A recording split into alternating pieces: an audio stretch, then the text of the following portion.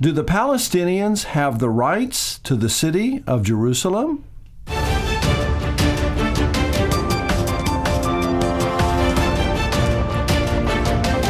Occupying Till He Comes at Southwest Prophecy Ministries.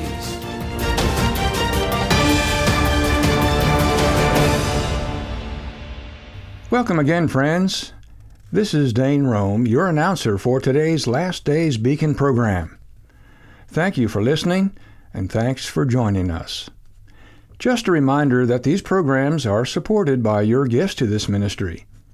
If you would like to contribute to this ongoing faith ministry, which deals with biblical prophecy and current events, simply go to our website to contribute. Our website address is www.swpm.us.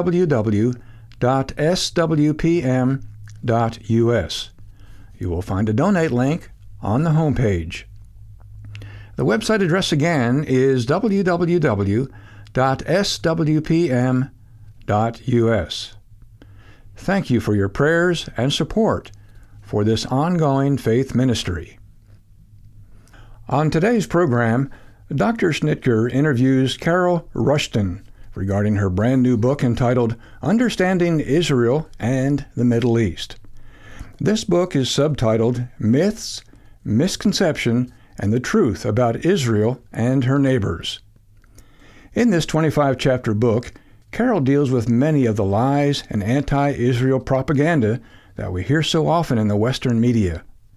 Carol lived in Israel for 8 years while working for the Jerusalem Post. She also studied the Middle East and Bible prophecy for most of her life. All of this knowledge and experience is included in this very timely book released on the 70th anniversary of the modern state of Israel.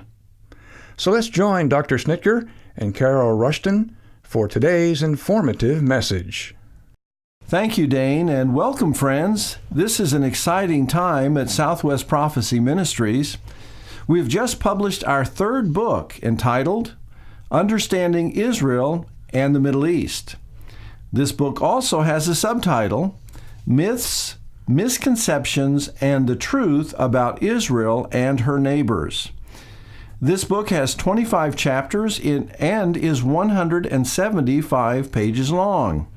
And what an appropriate time to be publishing a book such as this, as we are celebrating Israel's 70th birthday as a modern nation. My friends, never before in human history has a dispersed people group been regathered from around the world after 2,000 years in dispersion and reestablished in their ancient homeland, all in fulfillment of Bible prophecy. So this is an extremely timely book as we celebrate God's work among His ancient people, regathering them in fulfillment of Bible prophecy from the north, the south, the east, and the west, as prophesied in both the Old and the New Testaments.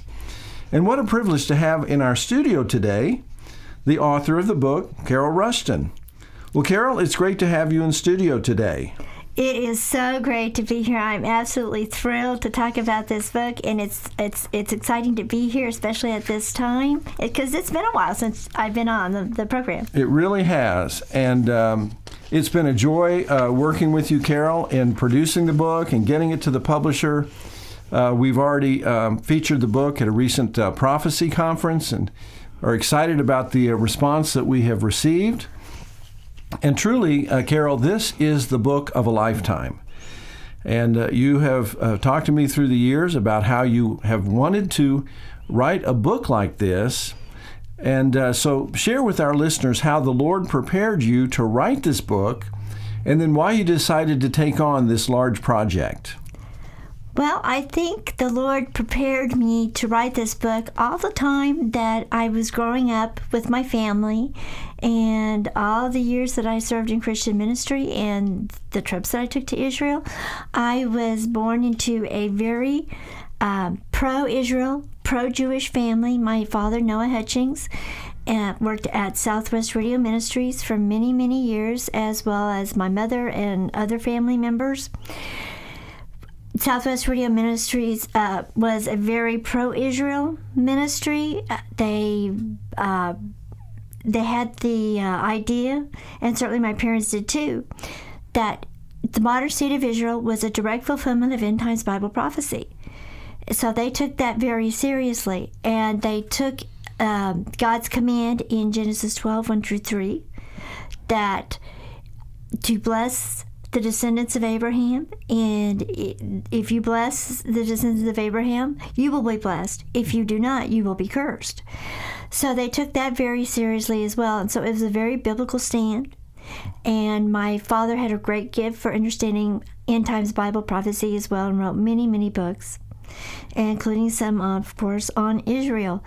And they trained my two sisters and me at home to also be very, very pro-Israel, and they would share the scriptures with us as to why we should be. So when I was growing up, I not only heard quotes from George Washington and Patrick Henry, I was also my parents talked about Ariel Sharon and Moshe Aarons in Israel, and the 1967 Six-Day War. And they also felt very strongly that because of America's moral decline, the only thing that really kept us from being attacked as a nation was our pro-Israel stand. And if we ever turned our backs on Israel, then God would turn his back on us as a country. And I was able to take a couple of trips over to Israel with the ministry, and in the 1990s I lived in Israel for almost 8 years. When I returned to the United States in the year 2000, I noticed that conservatives and Christians on both television and radio would try to defend Israel, and they just didn't do a very good job. So it wasn't that they didn't love Israel, didn't care about Israel. They just did not know certain facts about Israel, the Middle East, the Arab mind, how the Arabs felt about things, and as opposed to how Westerners view things. So they just didn't do a very good job. And I thought, somebody needs to write a book on how to defend Israel. And I finally came to the conclusion that I was going to have to be the person to write that book. And so you were gracious enough to talk to me about doing that. And with your encouragement, and of course Paula's encouragement, and encouragement of other people, I was able to finish the book, and we did get it published. Now, this book has an unusual format, and so share with us how you wrote this book in such a way to where it would be particularly helpful to people who are supportive of Israel.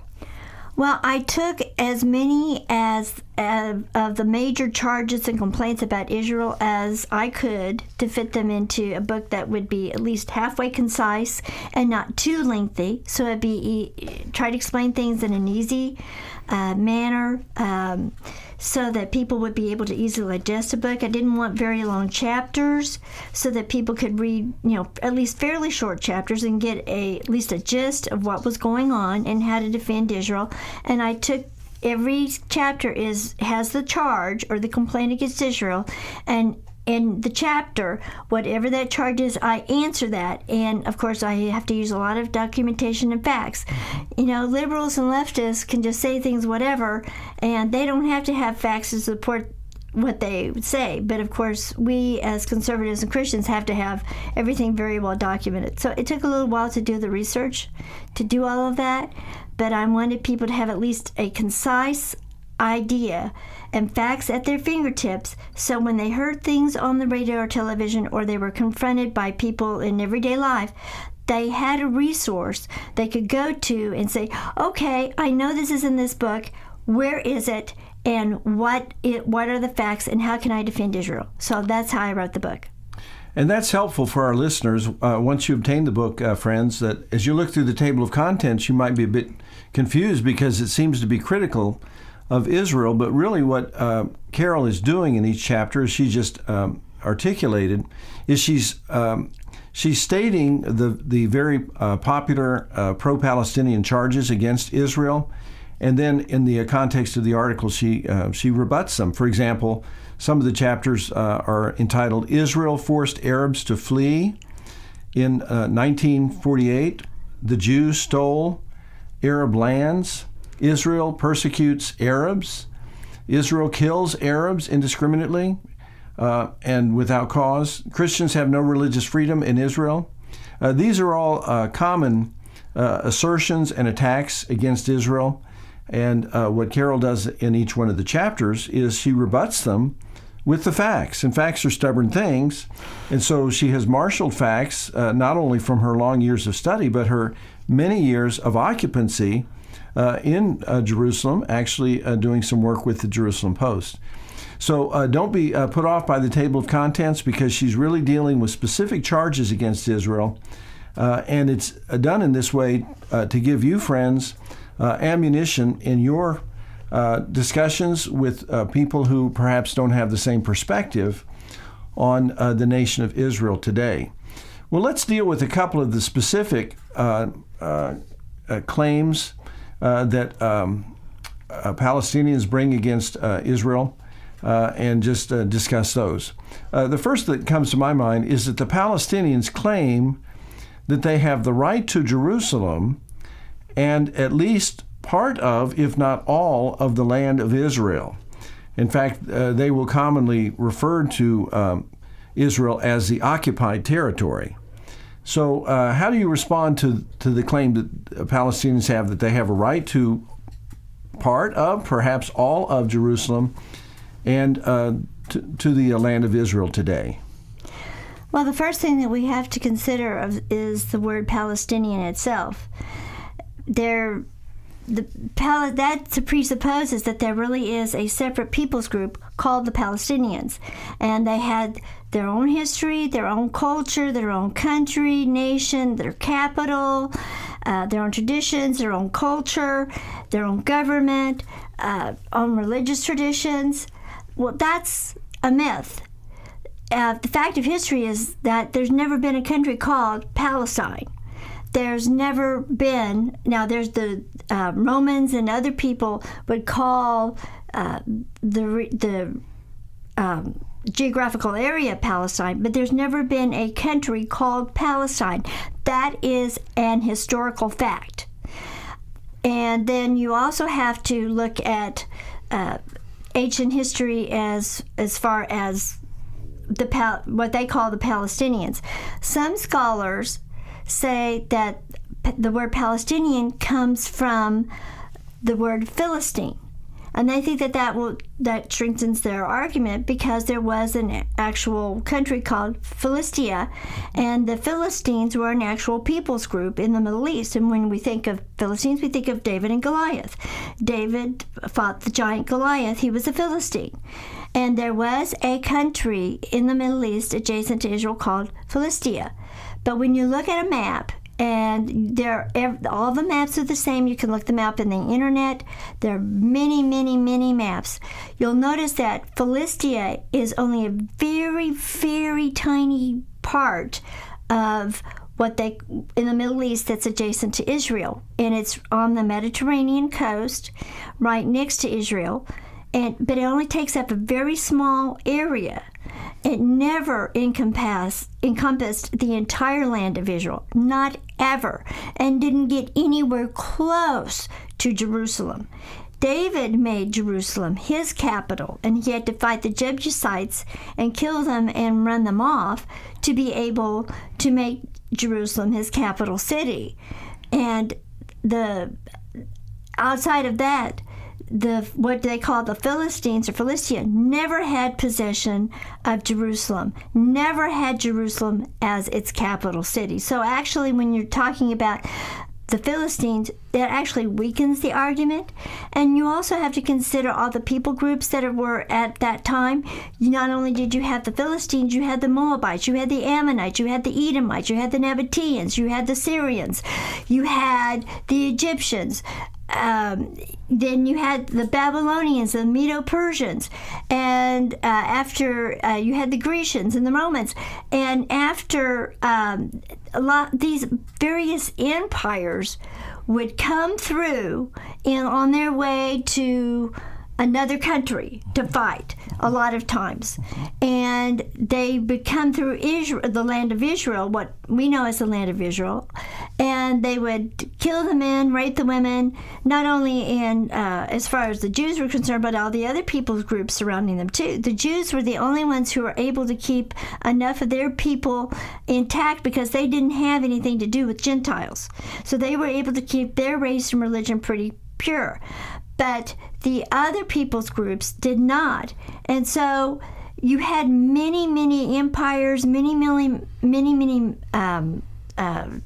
armies and militaries go through that area. And, you know, pretty soon the population was pretty decimated as far as a lot of those people groups were concerned. And then you have to also consider Greece. Well, after Alexander the Great died, that region was split up between 4 of his generals. And some of them fought each other in the little empires that they ran. And so they would sweep through the Mediterranean and that area on their way to fight other people or themselves and other militaries. And, you know, again, they would kill the men, rape the women. And so, I mean, we don't call anyone today a Moabite or an Edomite or an Ammonite. These people groups have disappeared completely. So Philistia has been trampled into the dustbin of history.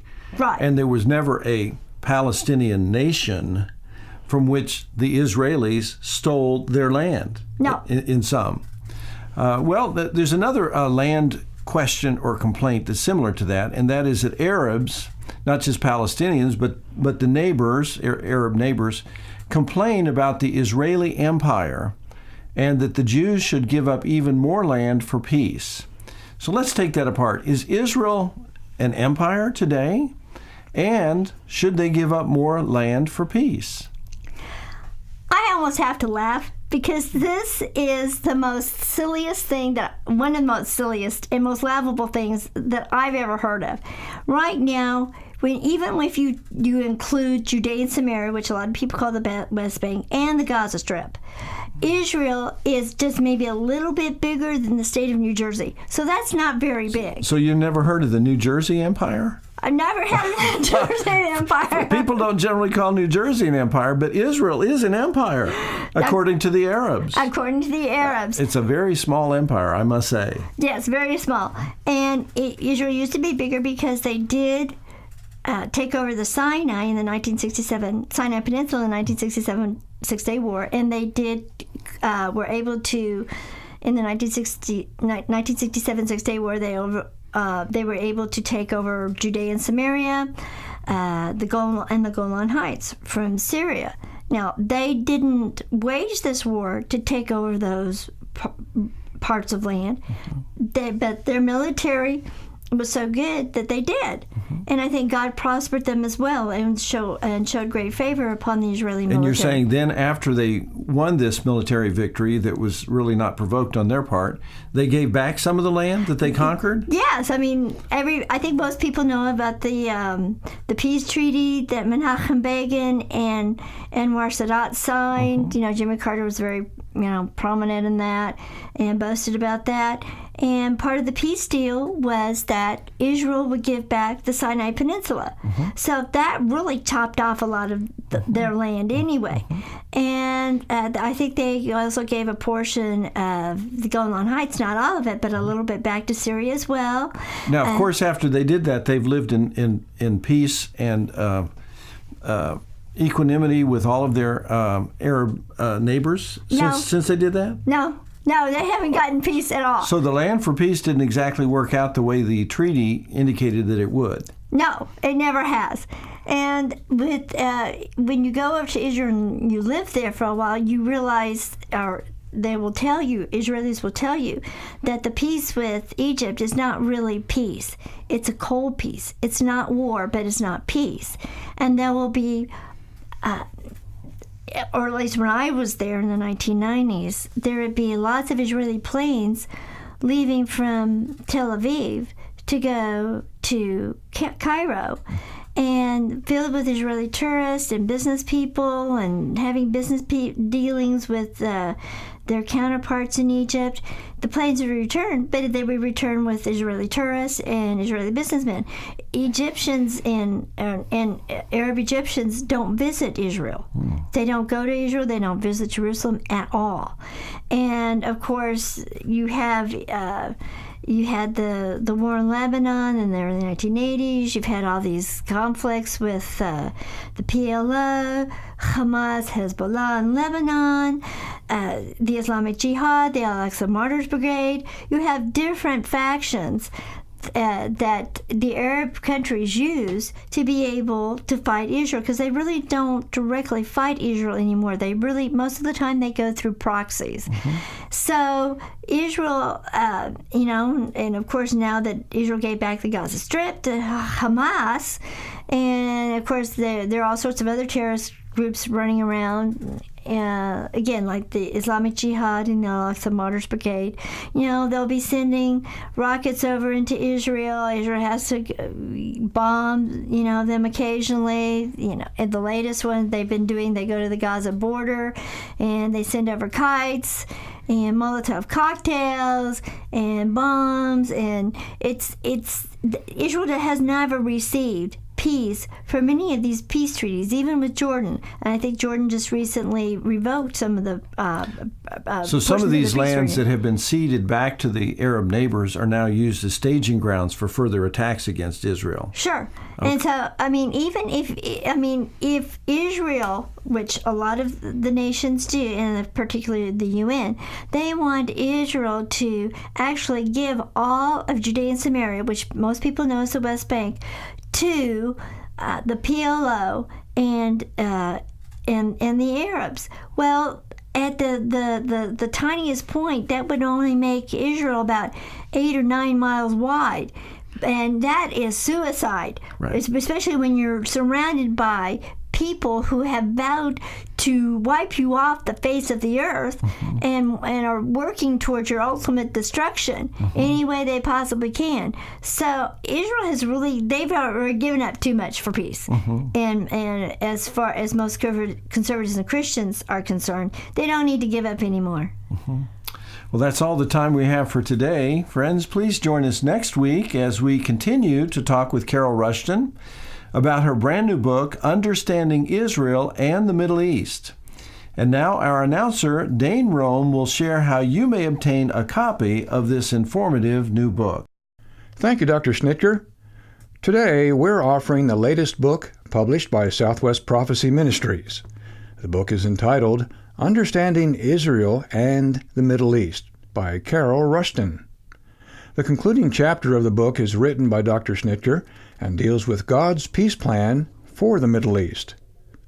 This professionally published book has 25 chapters and is 175 pages in length. You may obtain a copy of the Understanding Israel and Middle East for a gift of $9.99 plus $2 for shipping and handling. To obtain your copy, go to our website, www.swpm.us. Go to our bookstore and type in Understanding Israel and the Middle East. The website address again is www.swpm.us. Well, friends, please join us again for next week's Last Days Beacon program, brought to you by Southwest Prophecy Ministries. Until then, this is your announcer, Dane Rome, saying thanks for listening.